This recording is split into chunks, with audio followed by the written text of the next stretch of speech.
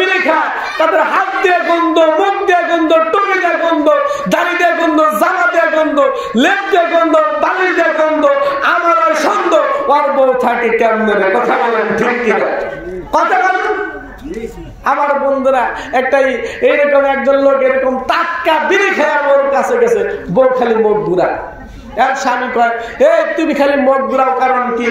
কয় তুমি এই মাত্র টাটকা বিড়ি খেয়ে আইছো, কয় তুমি খালি মুখ ঘুরাও করে, শরম করে, লজ্জাও করে, শরম করে, লজ্জাও করে, তোর পাছার চাইতে তোর মুখের গন্ধ হয়েছে, চিৎকার করে বলেন ঠিক কিনা?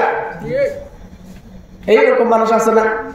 কিছু কিছু মানুষ মনে করতে পারে যে আমি মনে হয় বিড়ির বিরুদ্ধে এরকম ফতোয়া দেবো না, বিড়ির বিরুদ্ধে ফতোয়া দেবো না।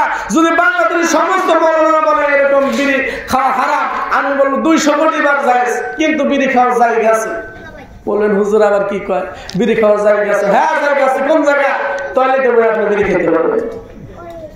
বললেন টয়লেটে? হ্যাঁ টয়লেটে বসে খেতে পারবেন। তাই জায়েজ দিলে আপনি টয়লেটে বসে এগুলো খাইবেন? আমার এক চাচা কিছুদিন আগে আমি এরকম এশার নামাজ পড়ে বাড়িতে যাইতেছি, তার হাতে 2টা বিড়ি। কয়টা বিড়ি? 2টা বিড়ি। আর একজনে বলতেছে তুমি আমার একটা বিড়ি দাও। বলে না, কোনোভাবে বিড়ি দেওয়া সম্ভব না। কি বলতেছেন? 2টা বিড়ি, একটা বিড়ি দিলে কি হয়? কয়টা বিড়ি দিতে পারবো না।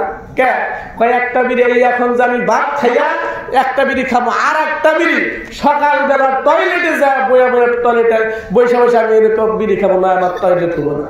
দেখছেন কিরকম বদ অভ্যাস। কিছুদিন আগে আমি একজনের দেখতে পেলাম যে এরকম কি টয়লেট থেকে বেরোছে, এরকম চাকুম চাকুম করতে বেরোছে এইরকম। আমি বললাম চাচা আপনি গেছিলেন করে? টয়লেটে গেছিলাম। টয়লেটে গেছিলেন তাই এরকম করেন কে? টয়লেটে যায় বাপুরে আমি এরকম পান খাইলাম। কথা বলছে টয়লেটে পান খাইলাম।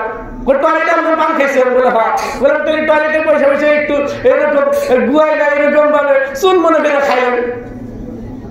কি বলতেছে? এটাই খাওয়া যাবে? আমার এরকম টয়লেটে বসে গেলে খাওয়া যাবে না। কথা বলেন ঠিক কিনা?